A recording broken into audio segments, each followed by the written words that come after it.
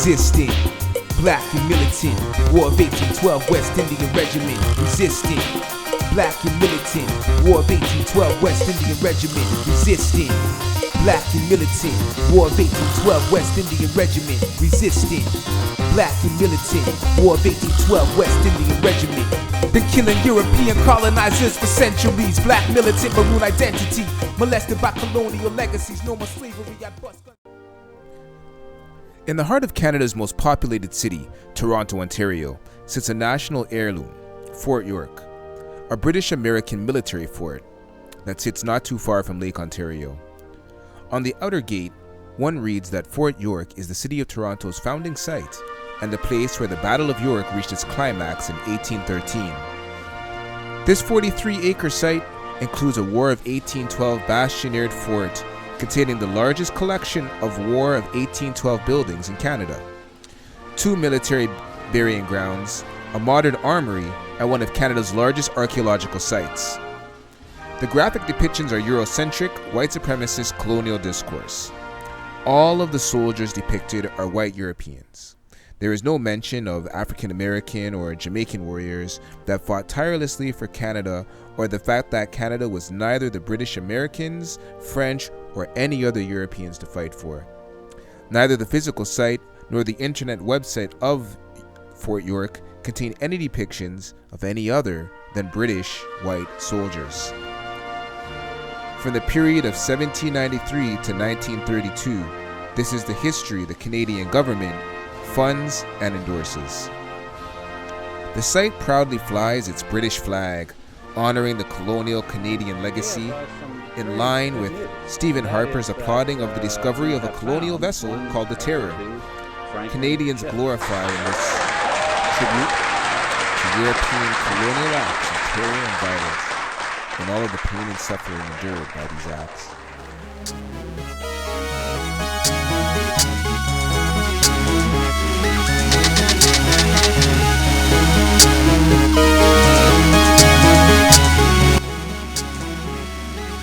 Hey everyone, I'm the Natty Professor. I'm here to discuss a few things with you guys before the video continues. Firstly, it was said that Fort York contains colonial discourse. I'm sure most of you know what colonialism is. But what is a discourse? Stuart Hall said in The West and the Rest, Discourse and Power, on page 291, that a discourse is a group of statements which provide a language for talking about or representing a particular kind of knowledge about a topic.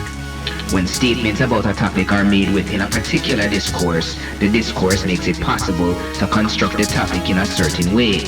It also limits the other ways in which the topic can be constructed. In this case, the story told at Fort York is a discourse that glorifies colonial European forces. It represents the knowledge that the British were great and brave, and that they fought valiantly to defend Canada. Ultimately, Canada is theirs. This telling of the story leaves no room for other knowledge, like the knowledge that we will shortly look at about the African American and West Indian Maroon soldiers that fought in the War of 1812. Nor the knowledge that this European war was fought on and for land that belonged to First Nations people. Fort York is a museum that utilizes colonial discourse to reinforce white supremacy, similar to the Haida culture, where their artifacts were put on display at the Pitts River Museum in the UK and exoticized, making their cultural objects obtained by violence and duress subjects of European art curators. A complete misrepresentation of the people and the relationship between the museum and the culture they traumatize by such displays. As one Haida said, the museum is now the first point of contact the world has with his culture. One young curator observed that in museums, the objects become detached from their realities. The exhibit is a reinforcement of European power. Similarly, Fort York is that first point of contact for many with the narrative of Canada's founding.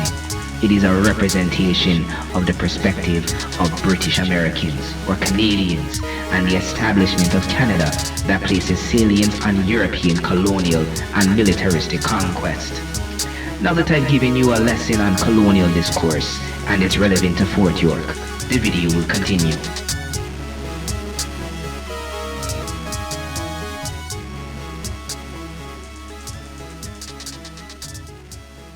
well-known story of Canada, that is, British North America, the red and white, is a discourse that has left out the black.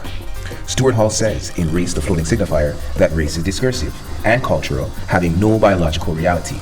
Therefore, it is possible for the concept of Canadianness to be broadened. Canadian identity can enlarge in scope to include the Black African American Caribbean elements. Jenny Reedon and Kim Tallbear, in their article Your DNA is Our History, explain that knowing and telling of one's cultural stories is much more important than scientific constructs such as race. This means the correct telling of the national narrative allows for a more accurate national identity. Mary L. Pratt observed colonial travelers had recreated a natural, undeveloped European-centered America, a white fantasy out of a multiracial reality. The fable that Europeans alone fought for the establishment and protection of Canada is much more than of the white lie. It's a big one that whitewashes and blacks out the real history and therefore identity of Canadians.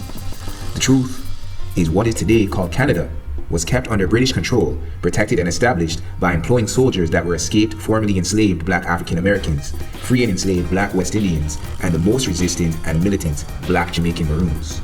City of Halifax site www.pc.gc.ca talks about the Jamaican Maroons. They call them the Trelawney Men. It says that the Jamaican Maroons arrived in 1796 and that they worked on the defenses of the 3rd Citadel, which is a military fort used in the war in 1812. Part of the fortifications was named Maroon Bastion in their honor. They helped erect Government House and were part of a militia unit. BlackHistoryCanada.ca tells us that another notable exception was the Colored Corps, an upper Canadian regiment made up of blacks from the Niagara region. In 1812, Richard Pierpoint, a former slave, or I would say an enslaved African who had won his freedom by fighting for the British in the American Revolution, petitioned the government to form a black regiment. His request was granted with the condition that the commanding officer would be a white man.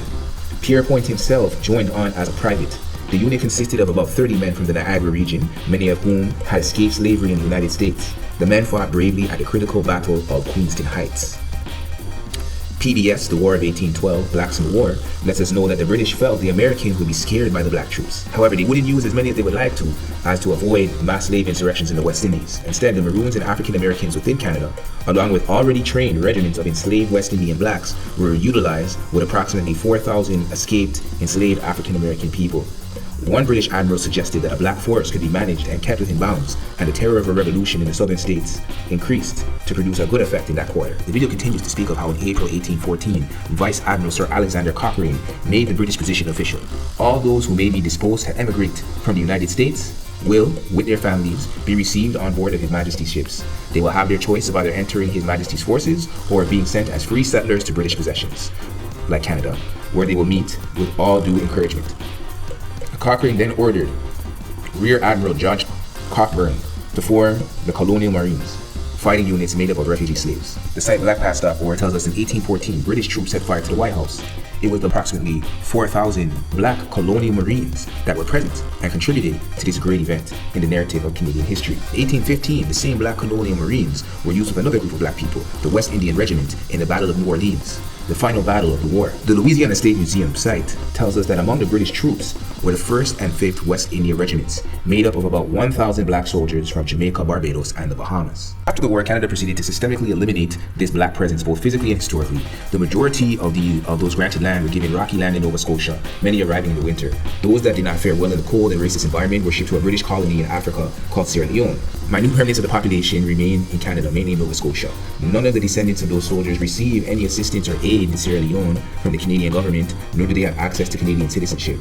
After the war, the Colonial Marines were sent to Trinidad and Tobago. Today they are called Americans. Some African Americans remained in America and were re-enslaved. The National Film Board of Canada's film, Remember Africville, says those remaining in Nova Scotia established a community named Africville, a region the city of Halifax refused to maintain as it was independently black owned. Even though they gladly took their taxes, they refused to supply them with running water or with sewage. Africville was consequently torn down, and the residents were moved into inner city ghettos and government housing projects like Uniacke Square. The people were not rightly compensated. Canadian children are not taught about this part of Canadian history. There is no mention that Canada was fought for by rebellious and resistant enslaved Africans. As a result, black Canadians may have a feeling of no belonging in the Canadian narrative, like outsiders in the Great White North. African American and Caribbean Canadians can feel proud to know their ancestors were among the first to call themselves Canadian and fought to maintain the borders of what we know today as Canada.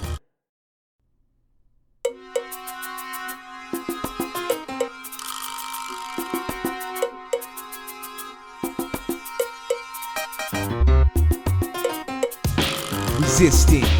Black and militant, War of 1812, West Indian Regiment, resisting. Black and militant, War of 1812, West Indian Regiment, resisting. Black and militant, War of 1812, West Indian Regiment, resisting.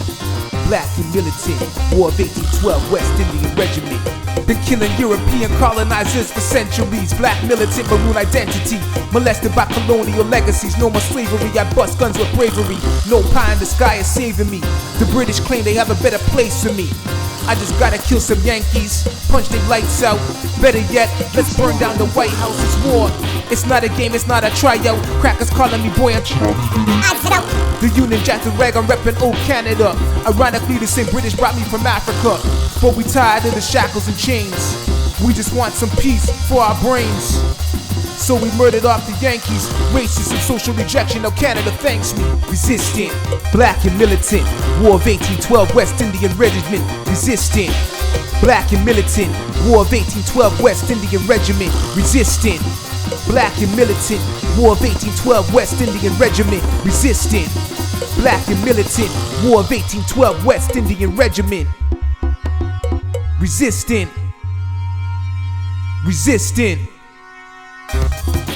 Black blood made the red maple leaf. A white country called Canada that's make-believe. Columbus discovered this, give me patience please. African Americans and the native chiefs. The head of state is still Her Majesty the Queen. British North America.